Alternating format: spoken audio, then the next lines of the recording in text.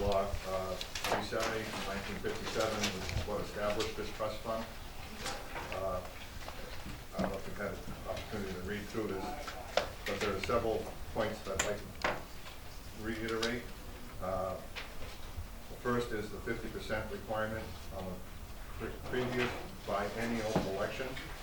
We've heard testimony from the Bob Hamilton, Chairman of the Board of Selectmen for the town of Ringe, that in the last 10 years, the closest they've come, I think, is 32%.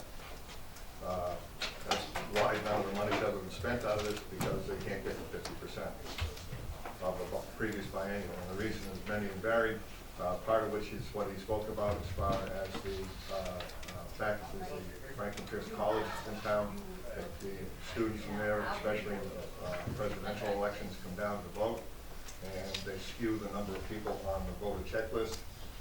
They move away. You can't purge them for 10 years, or there's a process for purging them, but it's a lengthy process. So they remain on the checklist for a number of years, and they count against the number that you need to exceed for the 50%. So I think that's a very big point.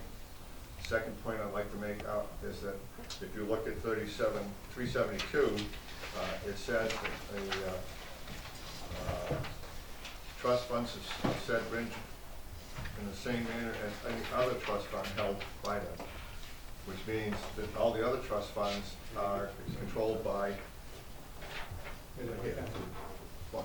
Oh, 370.2. Oh yeah, I was looking for 372. 370:2. That this should be handled the same as any other trust fund in the town, and obviously this is not. This is has been carved out by the state legislature. Why they came to the state legislature to do this, I don't know. Nobody seems to remember or have any idea. So the 50% requirement is such a high threshold to try to get over, to try to do anything with the money from this. It really is, comes back to a question of, I think, of local control for the town of Ringe to be able to spend this money if they want to. Now, the process this would have to go through is just like any other warrant article for any other town or SB2 town, which this is an SB2 town. So the selectmen would have to propose a warrant article to take some money out of, if this is adopted. Would have to take money, propose a warrant article to the deliberative session. It would have to make it through the deliberative session. It would have to propose a specific sum of money, just like any other warrant article. That amount of money, of course, could be raised or lowered by the deliberative session.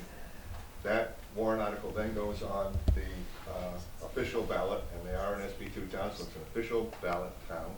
And it would have to be voted, if we adopt this measure, which I hope you will.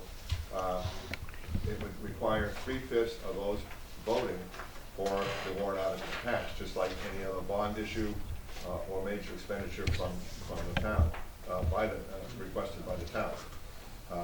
This money was set aside specifically to be used as a capital improvements fund.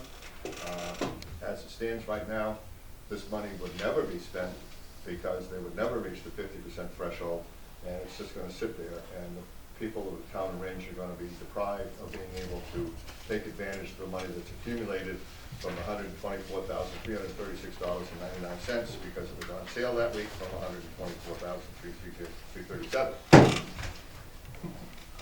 Thank you, Mr. Chair. Can I back up a step, and since you've spoken, would you make a motion? I would like you to make a motion on the pass so you can speak to your motion, which you already have. Oh. I would move on to pass, sir. Is there a second? Second. Okay, now you. Do I speak again? No, Do it again? please, no. Representative Carson. Yeah, thank you. And I guess a question. I agree with everything that Representative Sterling said about their inability to access the trust fund now, and the checks that would be in place, the requirements for passing a warrant article for any other purpose. The only thing I would like to have seen in the bill is that the request